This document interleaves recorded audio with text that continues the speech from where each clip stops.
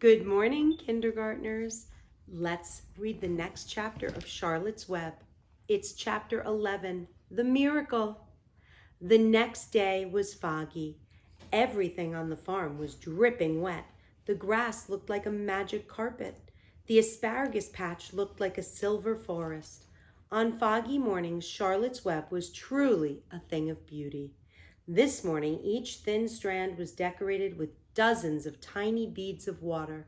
The web glistened in the light and made a pattern of loveliness and mystery, like a delicate veil. Even Lurvy, who wasn't particularly interested in beauty, noticed the web when he came with the pig's breakfast. He noted how clearly it showed up, and he noted how big and carefully built it was.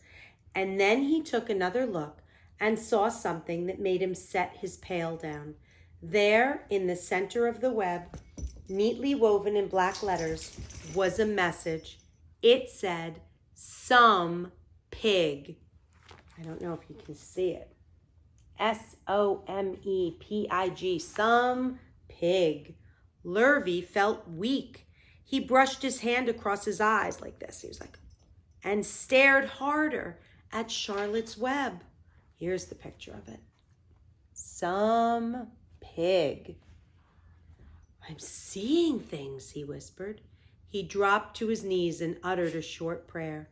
Then, forgetting all about Wilbur's breakfast, he walked back to the house and called Mr. Zuckerman.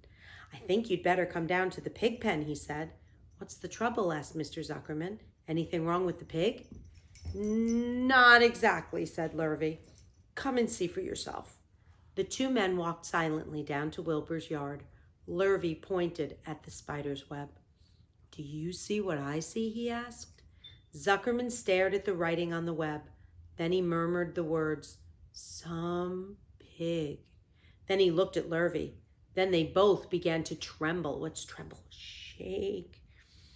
Charlotte, sleepy after her night's exertions. When you exert yourself, you strain yourself. So she's sleepy after her night's exertions, smiled as she watched. Wilbur came and stood directly under the web. "Some pig," muttered Lurvy in a low voice. "Some pig," whispered Mr. Zuckerman. They stared and stared for a long time at Wilbur. Then they stared at Charlotte. "You don't suppose that spider," began Mr. Zuckerman, but he shook his head and didn't finish the sentence. Instead, he walked solemnly back up to the house and spoke to his wife. "Edith, something has happened," he said in a weak voice. He went into the living room and sat down, and Mrs. Zuckerman followed. "I've got something to tell you, Edith," he said. "You'd better sit down." Mrs. Zuckerman sank into a chair. She looked pale and frightened. "Edith," he said, trying to keep his voice steady, I think you'd best be told that we have a very unusual pig."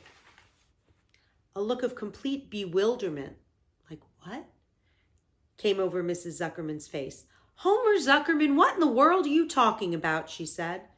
"This is a very serious thing, Edith," he replied.